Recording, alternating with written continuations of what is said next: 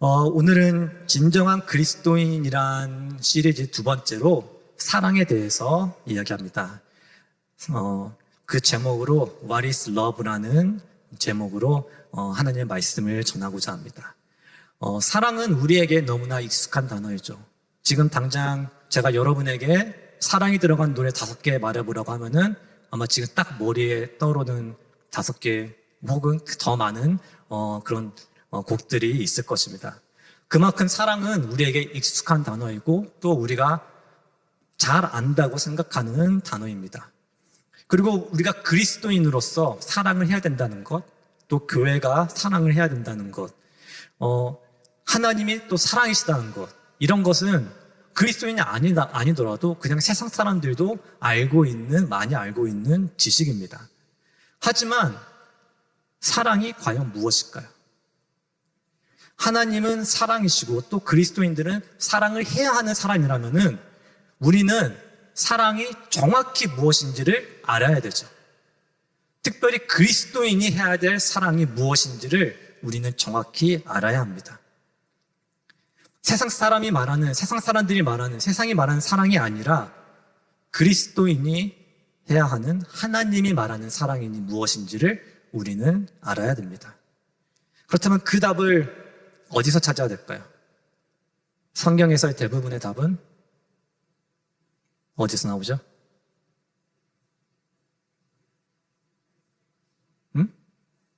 말씀이죠. 말씀인데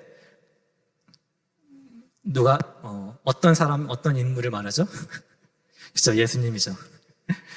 네, 그래서 오늘 본문 또 저번 주에 이어서 예수님이 이 사랑에 대해서 무엇을 말씀하시는지를 한번 살펴볼 건데, 특히 이 진정한 그리스도인들이 해야 될 사랑의 그 3가지 특징이 무엇인지를 살펴보기를 원합니다. 우리가 첫 번째로 볼 그 특징은, 그리스도인의 특징은 첫 번째로 저를 따라해 볼까요? 그리스도인의 사랑은 원수를 사랑하는 사랑이다. 우리 오늘 본문 27절과 28절을 다시 한 목소리로 한번 읽어볼게요. 시작. 그러나 너희 듣는 자에게 내가 이르노니 너희 원수를 사랑하며 너희를 미워하는 자를 선대하며 너희를 저주하는 자를 위하여 축복하며 너희를 모욕하는 자를 위하여 기도하라. 지난주에 우리가 함께 보았던 그 누가복음 6장 20절부터 26절을 봤을 때 우리가 지난주 제가 설교해서 예수님은 진정한 그리스도인을 얘기할 때 세상과 반대되는 삶을 사는 사람들이 진정한 그리스도인이라고 말씀했다는 것을 제가 얘기했습니다. 오늘 본문에서도 예수님은 그와 같은 컨셉을 가지고 얘기하십니다. 세상과 반대되는 사랑이 진정한 그리스도인의 사랑이라고 말씀하십니다. 예수님 원수를 사랑하라고 말씀하시고 나를 미워하는 자를 선대하라고, 잘 대해라고 말하고, 나를 저주하는 자를 오히려 축복하라고 말씀하시고, 나를 모욕하는 자, 나를 욕하고 있는 자들을 위해서 오히려 기도하라고 말씀하세요. 이 4가지 동사, 이 사랑하라, 선대하라, 축복하라, 기도하라, 이 4가지 동사를 예수님 본문에서 이 원어를 보면은 명령어로 말씀하세요. 즉, 이 4 동사에는 나의 액션이, 듣는 자의 액션이 따라야 된다는 거예요. 그저 원수를 사랑하는 그런 감정을, 그런 필링을 가지라는 게 아니라 원수를 실질적으로 사랑하고 실질적으로 잘 대해주고 진짜로 축복하고 진짜로 원수를 위해서 기도하라고 예수님이 말씀하시는 거예요. 이거는 놀라운 메시지예요. 예수님이 말씀하셨을 당시에도 쇼킹한 메시지였습니다. 아마 이걸 듣는 사람들은 예수님을 향해서 미친 거 아니냐고, 이게 미친 사람의 말이 아니냐고 생각했을지도 몰라요. 왜냐면은 예수님이 이것을 말씀하셨을 때 이것을 들었을 그 1세기 유대인들에게는 진짜 원수가 있었기 때문이에요. 로마 제국이라는 나라를 빼앗은 진짜 원수가 있었어요. 우리의 나라로 말하면은 일제시대 때 예수님이 우리에게 이런 말씀을 하신 거예요. 그리고 또 이 누가복음을 받았었던 그 1세대기 그 그리스도인들에게도 진짜 원수가 있었어요.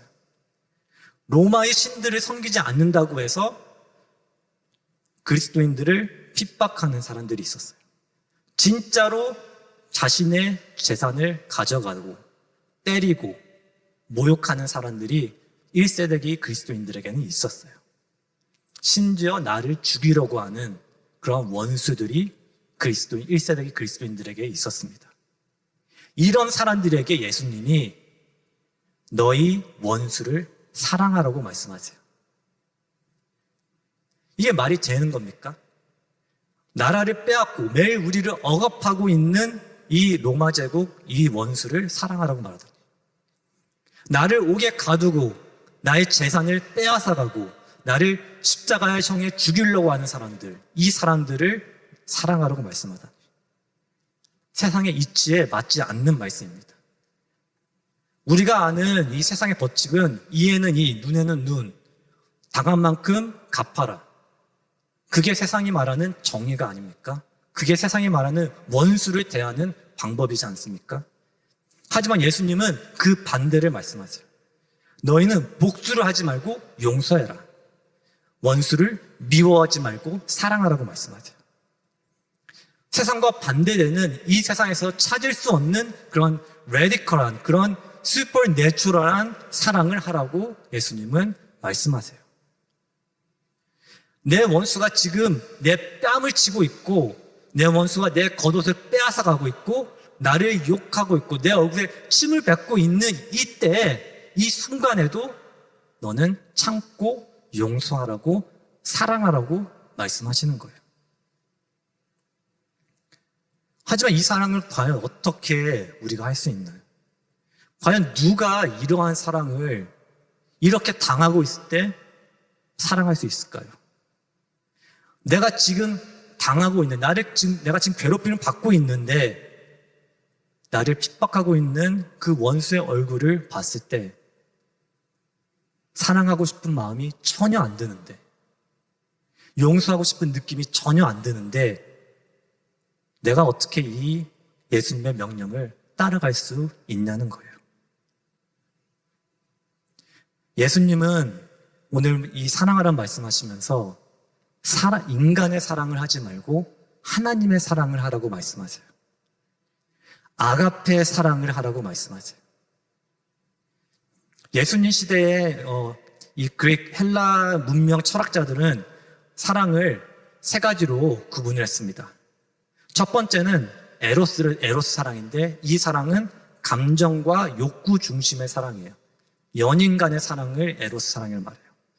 그리고 두 번째는 필레오 사랑이 있는데 이 사랑은 우정과 친밀함, 형제, 가족 간의 사랑을 말해요. 그리고 세 번째 사랑이 바로 아가페 사랑인데 이 아가페 사랑은 무조건적인 사랑. 상대방의 상태나 반응과 상관없이 무조건 주는 그 조건 없는 사랑. 바로 하나님의 사랑을 아가페 사랑이라고 말해요. 예수님은 오늘 원수를 사랑으로 말씀하시면서 이 아가페 사랑을 하라고 말씀하세요.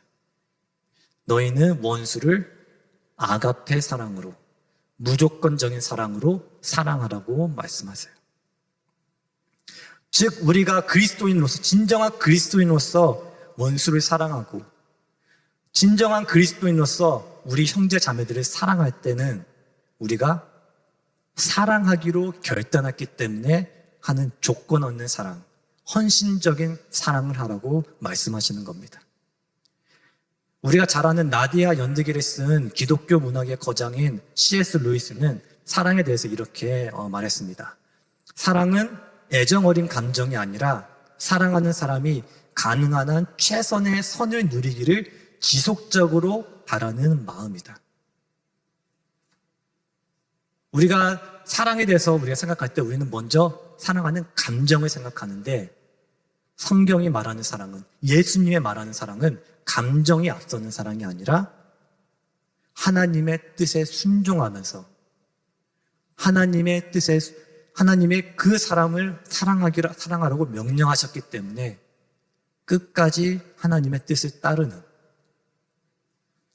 지속적인 그 사랑, 그 사랑의 반응이 없어도 그 사랑은 상대방이 그런 사랑을 하지 않아도 끝까지 하는 사랑, 그 사랑을 하라고 말씀하십니다. 그것이 바로 원수를 사랑하는, 우리가 진정한 그리스도인으로서 서로를 사랑해야 하는 사랑이라고 말씀하십니다. 두 번째 특징은, 우리 이것도 한번 저를 따라해 볼까요? 그리스도인의 사랑은 자신을 부인하는 사랑이다. 진정한 그리스도인의 사랑의 두 번째 특징은 바로 자신을 부인하는 사랑이에요. 지금 현대 사회를 지배하는 가치관이 있다면 바로 그것은 아마 self-love, 자기 사랑일 것입니다. 18세기 이후로부터 세상은 점점 자기 중심적으로 변해갔죠. 내 자신을 사랑하라고 말하고 내가 행복해야 모두가 행복하다. 이것이 지금 세상이 말하고 있는 사랑입니다. 사랑을 해도 나한테 뭔가 이익이 있어야, 내게 뭔가 좋은 것이 있어야지만 사랑을 하는 그런 조건적인 사랑을 세상은 말합니다. 하지만 예수님은 그 반대의 사랑을 말씀하세요. 오늘 본문 29절과 30절을 다시 한번 읽어보겠습니다. 시작. 너희 입담을 치는 자에게 젖담을 돌려대며 내 겉옷을 빼앗는 자에게 속옷도 거절하지 말라. 내게 구하는 자에게 주며 내 것을 가져가는 자에게 다시 달라 하지 말며. 예수님이 이 본문을 통해서, 오늘 본문을 통해서 무엇을 말씀하시나요? 그리스도인으로 사랑을 하다가, 원수를 사랑하고 서로를 사랑하다가 내가 불편해지고 내가 손해보는 일이 있더라도, 오늘 예수님이 주신 비유처럼 내 속옷까지 빼앗기는, 정말 내 전부를 다 내줘야 되는 그러한 일이 있을지라도 너희는 줘라. 끝까지 사랑해라. 끝까지 나 자신, 내 이익을 부인하면서까지 사랑을 하라고 말씀하세요. 여러분은 지금 어떤 사랑을 하고 계신가요? 이 공동체 안에 서로를 사랑할 때, 또 세상에 나가서 여러분의 이웃들을 사랑할 때, 여러분의 직장에서, 학교에서 사랑할 때 어떤 사랑을 하고 계신가요? 나를 사랑하는 사람만 사랑하고 있나요? 나에게 잘 대해주는 사람들만 사랑하며 잘 대해주고 있나요? 받기를 바라면서 사랑하고 있나요? 오늘 보면 32절과 33절, 34절을 보면은 예수님이 그런 사랑에 대해서 이렇게 말씀하세요. 죄인들도 이렇게 하느니라. 그렇게 사랑하는 것이 이 세상의 죄인들과 뭐가 다르냐고. 예수님의 제자로서, 예수님의 아들과 딸이 된 자로서 세상과 달라야 되는데, 그런 사랑을 하면은 그렇지 않은 사람들과 너희가 무엇이 다르냐고 오늘 그렇게 말씀하고 있습니다. 우리가 사랑하지 않게 되는 첫 번째 이유가 무엇일까요? 심지어 교회 공동체 안에서도 사랑하지 않는 첫 번째 이유가 무엇일까요? 아마 가장 큰 이유가 아마 상대방이 나를 사랑하지 않기 때문에, 상대방이 내가 그 사람을 선하게 대한 것만큼 나를 그렇게 대해주지 않아서, 내가 상대방을 생각하는 것만큼 상대방도 나를 생각해 주지 않아서, 그렇기 때문에 나도 사랑하지 않아도 돼. 나도 그렇게 대하지 않아도 돼. 이게 우리가 공동체 안에서, 심지어 공동체 안에서도 사랑하지 않게 되는 과정 아닌가요? 예수님은 이런 사랑은 그리스도인의 사랑이 아니라고 말씀하세요. 이런 사랑은 죄인들이나 하는 사랑이라고 말씀하세요. 하나님 안에 있지 않은 자들이나 하는 사랑이라고 말씀하세요. 예수님과 상관없는 사람들이나 하는 사랑이라고 말씀하세요. 만일 내가 예수님 안에 거한다면, 내가 예수님을 나의 구세주라고, 나의 구주라고 고백한다면 세상과 다르게 사랑하라고 오늘 예수님은 우리에게 말씀하세요. 상대방이 나를 먼저 사랑하지 않더라도, 내가 상대방을 위해서 열심히 사랑하고 열심히 퍼부어도 상대방은 나를 그만큼 사랑하거나 나에게 잘해주지 않더라도, 내가 그렇게 사랑하는 것만큼 나한테 돌아오는 것이 아무것도 없을지라도, 오히려 내가 쏟아지는 것처럼, 내가 비워지는 것 같은, 그렇게 나의 모든 것이 다 땅에 쏟아지는 것처럼 같은 그런 사랑일지라도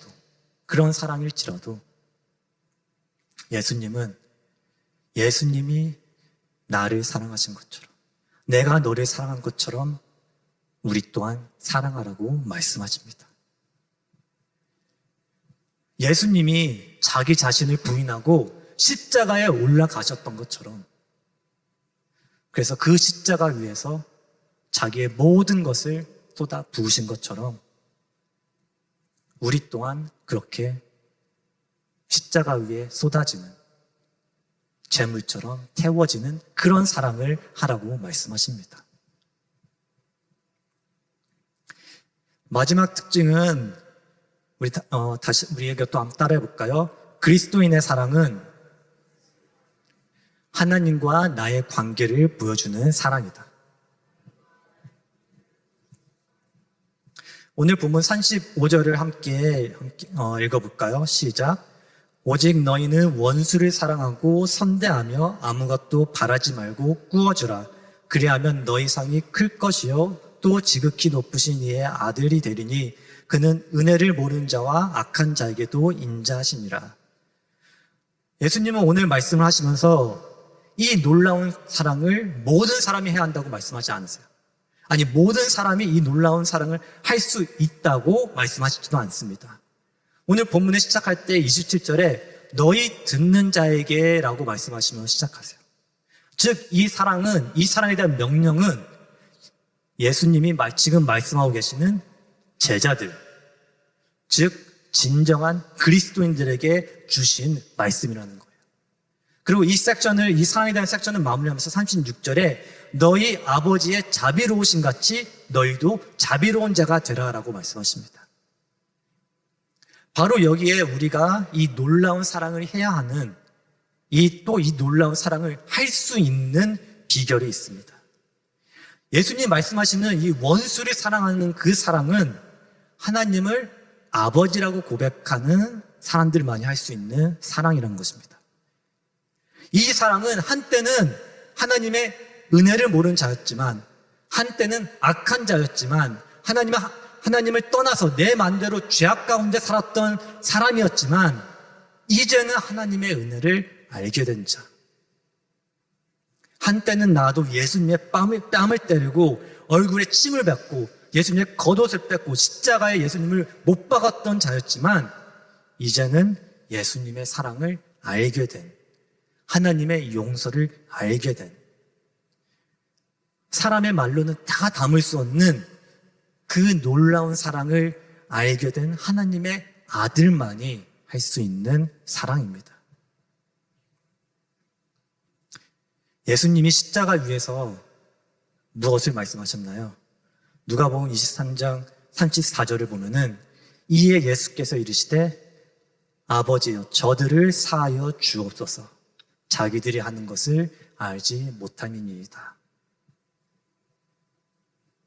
예수님이 십자가에서 하신 그 사랑이 바로 우리에게 하나님이 요구하시는 사랑입니다.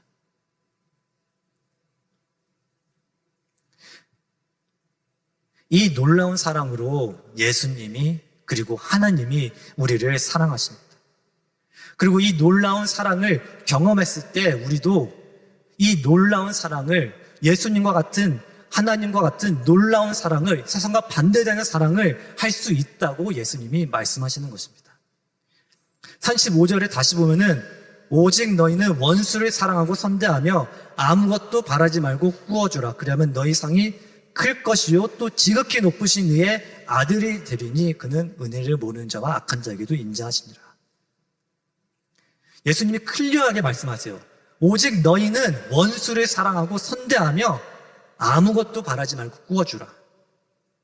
이 사랑이야말로 너희가 지극히 높으시니 하나님의 아들이 되었다는 증거가 될 것이다.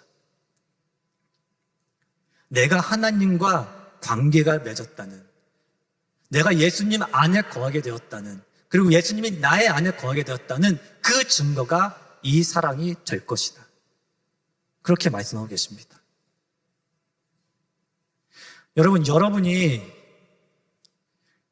여러분의 친구들에게, 또 가족들에게, 직장 동료들에게, 그리고 이 세상에게 여러분이 진정한 그리스도인이 되었다는, 여러분이 예수님을 따르는 제자가 되었다는, 또 하나님의 아들이 되었다는 것을 여러분은 어떻게 보여주실 건가요?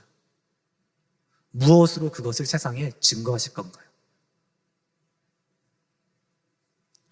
오늘 예수님이 말씀하시는 것은 너희가 그러한 사랑을 한다면, 너희가 그러한 사랑을 할 때 모든 사람들이 너희가 내 아들이 된 것을, 예수 그리스도의 제자가 된 것을, 그 관계에 맺었다는 것을 알게 될 것이라고 말씀하신다.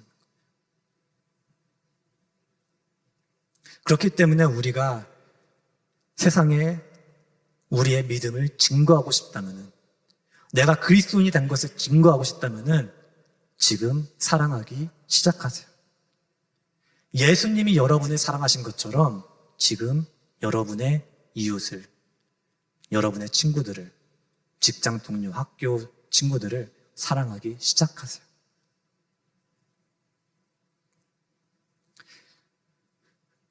말씀을 정리하면서 몇 가지 적용과 권면의 말을 여러분께 드릴게요. 첫 번째로 오늘 본문을 통해서 우리가 알 수 있는 것은 사랑은 명령이라는 거예요. 할 수 있으면 원수를 사랑하라고 말씀하지 않으세요. 사랑은 원수를 사랑하면 너무 좋겠다라고 말씀하지 않으세요.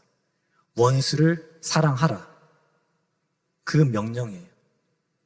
그것에는 옵션이 없다는 거예요. 이런 은사를 가진 사람들만이 사랑을 하라고 말씀하지 않으세요. 하나님의 자비하심을 받은 자라면, 우리 중에 누가 하나님의 자비하심을 받지 않은 사람이 있나요?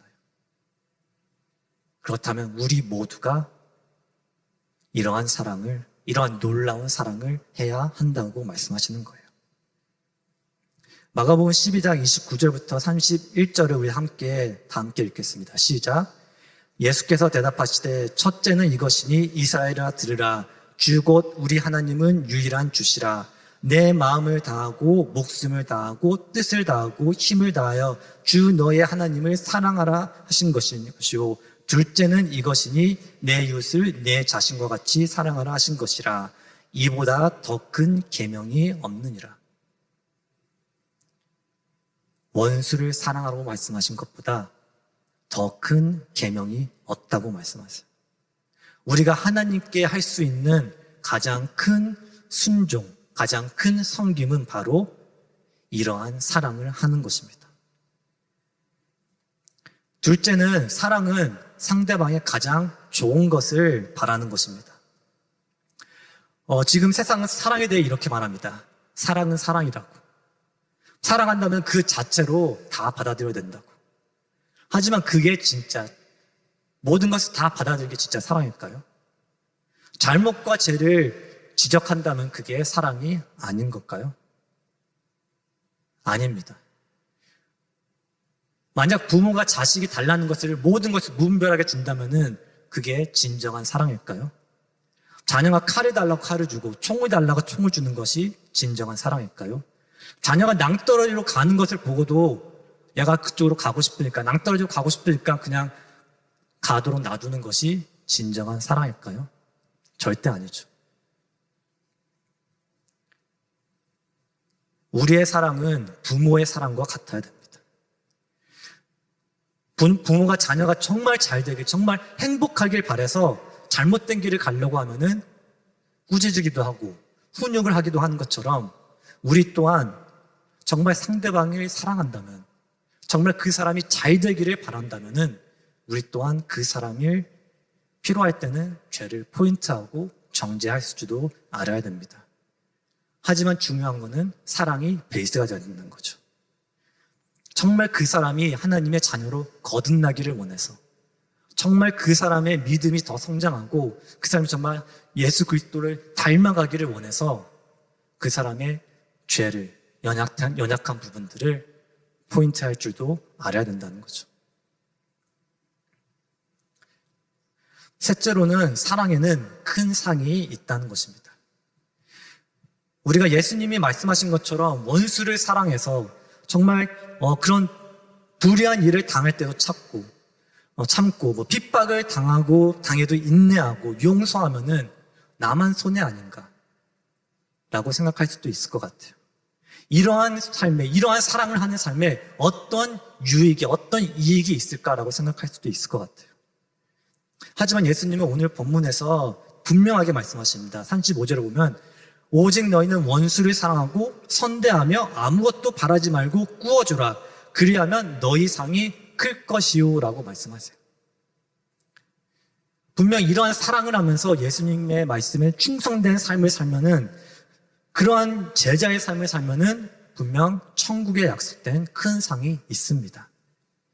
하지만 예수님은 여기서 먼 미래의 천국에서의 상만을 말씀하시는 것이 아닙니다. 우리가 지금 이 세상에서 이러한 놀라운 사랑을 할 때 우리가 받게 되는 큰 상이 있는데, 그것은 바로 우리를 통해서 사람들이 변하고 세상이 변한다는 것입니다. 1956년에 미국 전역을 충격에 빠뜨린 사건이 하나 있었습니다. 바로 젊은 선교사 짐 엘리엇과 그의 동료 4명이 남미 에콰도르 정글에서 복음을 전하다 순교한 사건입니다. 사진 한번 띄워주실까요? 왼쪽에 있는 분이 이제 짐 엘리엇인데, 이 짐 엘리엇은 뛰어난 인재였습니다. 피튼 대학교를 수석으로 졸업하고 레슬링 챔피언이었고 연설가였고 리더로서 미국에서도 충분히 존경받고 성공할 수 있는 그런 사람이었습니다. 하지만 짐 엘리엇은 하나님의 뜻을 구했습니다. 이런 말을 했다고요. 왜 어떤 사람은 복음을 한 번도 듣지 못하는데 어떤 사람은 2번, 3번씩 들어야 합니까? 그래서 짐 엘리엇은 남미 정글에 살던 미 전도 종족 아우카 부족에게 복음을 전하기로 결심을 합니다. 그래서 1956년 1월 짐 엘리엇을 포함한 5명의 선교사는 아우카 부족에게 평화의 선물을 전하고 친교를 시도합니다. 그러나 그 후 불과 닷새 만에 그들은 아우카 종족에게 잔인하게 살해당하고 말입니다. 이 짐 엘리엇의 죽음을 보았을 때 세상 사람들이 이렇게 말했습니다. What a waste. 얼마나 쓸모없는 죽음인가. 그때 짐 엘리엇의 젊은 아내 엘리자베스 엘리엇이 이렇게 말했다고 합니다. 낭비라뇨. 제 남편은 어린 시절부터 바로 이 순간을 위해 준비된 사람이었습니다. 내 남편은 그의 꿈을 이룬 것 뿐입니다. 짐 엘리엇의 죽음은 여기서 끝이 아니었습니다. 남겨진 아내 엘리자베스 엘리엇이 어린 딸을 안고 다시 그 아우카 부족에게 들어갔습니다. 그리고 그녀는 남편을 죽인 사람들을 용서하고 오히려 그곳에서 복음을 전했습니다. 엘리자베스에게 아우카족 주장이 이렇게 물었다고 합니다. 왜 우리를 위해 이렇게 애씁니까? 이때 엘리자베스가 이렇게 대답했다고 합니다. 나는 당신들이 죽인 난자의 아내입니다. 하지만 하나님의 사랑 때문에 왔습니다. 이 말을 들은 아우카족은 감동을 받고 모두 예수 그리스도를 영접하게 되었다고 합니다. 짐 엘리엇과 동료들이 살해당한 지 수십 년이 지난 후 이 아우카족 부족의 마을에서는 수백 개의 교회가 생겨났고, 엘리엇이 죽고 나서 태어난 아들은 그 교회 중 마을 교회의 목사가 되었다고 합니다.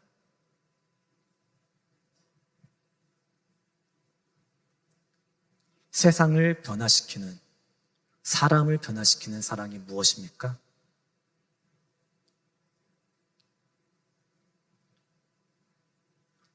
세상은 알 수 없는, 세상과 반대되는, 자기를 부인하고 끝까지 사랑하는, 원수를 사랑하고 용서하는, 바로 예수 그리스도의 사랑을 우리가 보여줄 때 이 세상이, 그리고 우리 주변의 사람들이 하나님의 나라를 보게 될 것이고 하나님께로 돌아오게 될 것입니다.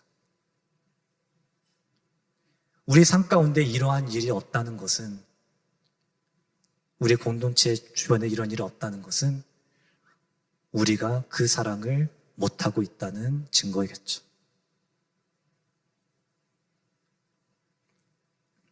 그래서 설교를 마무리하면서 여러분에게 권면하고 부탁드리고 싶습니다. 지금 여기서 이 사랑을 실천하시길 바랍니다. 그리스도의 사랑을 이곳에서 실천하시길 바랍니다. 멀리 선교에 갈 때만 그리스도의 사랑을 찾고 그리스도의 사랑을 보이는 것이 아니라 지금 여기서 나에게 허락된 이 공동체 안에서 그리스도의 사랑을, 원수까지 사랑하고 용서하는 사랑을 실천하시기를 소망합니다. 지금 여기 안에서 여러분 중에서도 교회 안에서 또 공동체 안에서 상처받은 사람들이 있고 또 실망한 사람들이 있는 걸 압니다. 또 이 공동체 안에서 사랑하기로 결심하고 사랑하려고 노력했다가 지친 사람들이 있는 것 또한 압니다.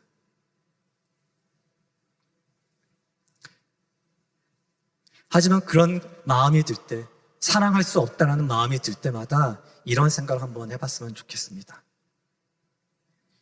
예수님이 나에게 상처받고 실망하실 때마다 나를 사랑하시기를 멈추셨다면 나는 어떻게 되었을까? 하나님이 나에 대해서 실망하실 때마다, 내가 하나님의 사랑에 반응하지 않을 때마다 나를 사랑하시기를 멈추셨다면 나는 과연 어떻게 되었을까? 나를 변화시킨 것은 내가 아직 죄인 되었을 때, 내가 아직 하나님의 사랑에 반응하지 않았을 때, 그럼에도 끝까지 나를 사랑하신 예수님의, 하나님의 사랑 때문입니다.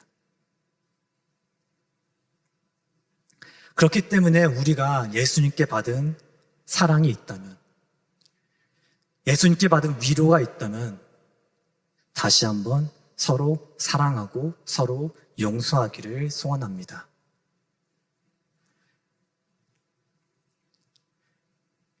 이 말씀을 대할 때 저도 부족한 면이 있다는 걸 잘 압니다.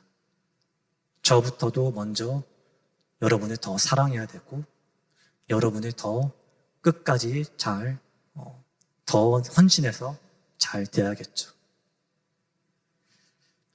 그래서 그런 의미로 우리 서로를 바라보면서, 양옆 서로를 바라보면서 한번 이렇게 말해볼까요? 미안하다, 사랑한다. 미안하다, 사랑한다. 너무 어색하네요. 다시 한번 깔끔하게 서로를 바라보면서 사랑합니다라고 한번 보여볼게요. 사랑합니다. 네, 힘들 때라도, 힘들고 지칠 때라도 끝까지 한번 예수님의 그 말씀을 정말 끝까지 한번 믿고 한번 끝까지 사랑하는 우리 예한 공동체가 되기를 정말로 소원합니다.